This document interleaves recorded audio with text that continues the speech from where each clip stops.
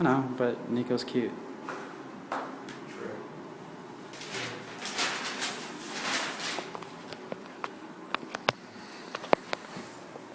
Hi, my name is Antonio Booker, and this is my persuasive speech entitled Drug Addicts, Is It Better to Help Them or Punish Them?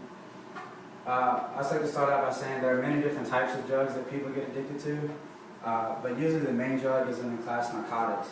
Narcotics is a drug that is derived from the opium plant. A lot of narcotics, you have prescription pills such as Vicodin, Loratabs, morphine, then you have Oxycontin and stuff like that. And you also have drugs that are made in labs such as heroin and also crack cocaine. Usually people get addicted to these drugs, they're very addicting. It doesn't take much. A lot of people say, with heroin, first time you're addicted. Like I said earlier, to be considered a narcotic, the drug has to come from the opium plant. Specifically, it's the poppy pod of the seed. And in these narcotics, most of the drugs are very similar in chemical nature and structure. Usually they're only differentiated by one small tweak of a certain element inside that drug. And when you have that small tweak in these drugs, chemists and other biology and science may just call it a stereoisomer. So for starters, you have the drug morphine, and with morphine, for time's sake and simplicity's sake, I'm not going to draw the full chemical structure. Let's say you have morphine right here, and this is what is derived specifically from the opium plant. So you have your carbons with CHs attached, and then you could have hydrogens branching off each side. Now say just for morphine, there's a double bonded oxygen attached right here to the third carbon. Well, when people make the drug heroin, all you really do is just tweak it to create your stereoisomer. So instead of the double bonded oxygen being attached to the third carbon, you might have a single bonded oxygen attached to this one, and you could have the extra OH put on one of the carbon chains like that. So when you make a stereoisomer, that's pretty much how you differentiate drugs to create new ones.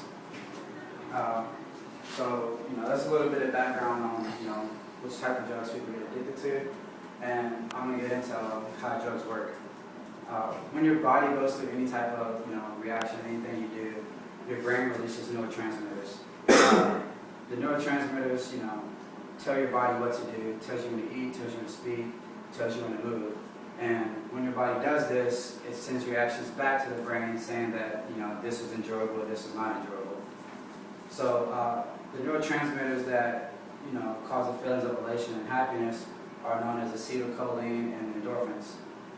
So when your body, or when you do take the drugs and your body breaks it down, the drug molecules bind to the receptors in the brain where the acetylcholine and endorphins bind to it. So it causes elation. So even though the drugs are breaking down your body, causing muscle deterioration, anything else harm it can do, your brain doesn't know that, because for all it knows, you're happy, you're feeling good, everything's going great, because the drugs have binded to the receptors that cause elation. So I guess you can kind of say that your brain is stuck in limbo. It's like fell in love with the feeling of elation and doesn't know that anything bad is going on. Now that we're done with a little bit of background information, we can get into the body of the speech. I feel that when people are found abusing drugs and addicted to drugs, they are, thrown right into prison, which isn't healthy for that person. I feel that they should be treated in a proper institution or rehab clinic before they're thrown into prison for, the health sake of the person. When an addiction is kicked properly, the body can return back to a normal, so to say, through a process called homeostasis. And this process is done in all types of reactions in the body. No matter what happens, anytime anything is thrown out of whack, the body returns to normal. But when you're addicted to drugs, to get back to homeostasis, your body has to wean down. If the drug is just kicked, cold turkey, as most people like to say, then the body is completely out of balance, and you can go through severe withdrawal symptoms. Withdrawal symptoms can have a multitude of effects. They range from having flu-like symptoms, sweating profusely, people vomit, people, they even go delusional and they become somewhat psychotic.